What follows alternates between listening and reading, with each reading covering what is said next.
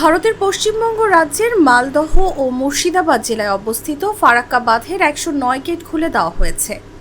এতে বাংলাদেশের নদ নদীর পানি বাড়তে শুরু করেছে। চাঁপাইনবাবগঞ্জ পানি উন্নয়ন বোর্ডের উপবিভাগীয় প্রকৌশলী মোহাম্মদ ময়জউদ্দিন জাগো নিউজকে বলেন, গতকাল পর্যন্ত ফারাক্কার 27টি গেট খোলা ছিল। আজ বিভিন্ন গণমাধ্যমে দেখলাম মোট 109টি গেট খোলা হয়েছে। এভাবে হঠাৎ এতগুলো গেট খুলে দিলে এই অঞ্চলে বন্যার আশঙ্কা রয়েছে। এদিন এই বাঁধ থেকে ছাড়া হয়েছে 11 লাখ কিউসেক পানি। কর্তৃপক্ষের দাবি, পানি না ছাড়লে বাঁধের মারাত্মক ক্ষতি হতো। এই কারণে বাধ্য হয়েই বাঁধের মুখ খুলে দিতে হয়েছে।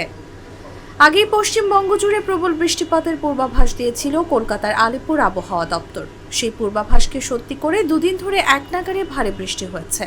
তাতে বেড়ে গেছে গঙ্গা নদীর পানির স্তর এবং চাপ বেড়েছে ফারাক্কা ব্যারেজে। ফারাক্কা ব্যারেজের জেনারেল ম্যানেজার আরদেশ পান্ডে জানিয়েছেন, বিহার ও ঝাড়খণ্ডে বন্যা সৃষ্টি হওয়ায় গঙ্গা নদীর পানির স্তর বেড়ে গেছে।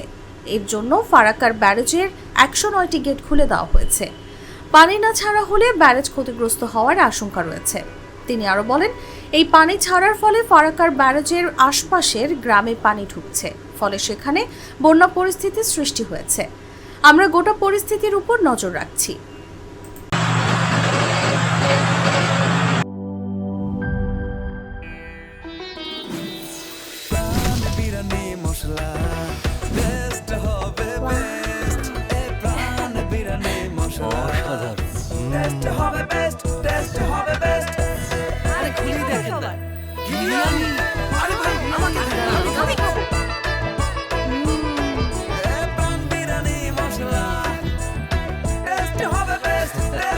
প্রাণ বিরিয়ানি মশলা, টেস্ট হবে বেস্ট। প্রাণ, জীবনের স্বাদ।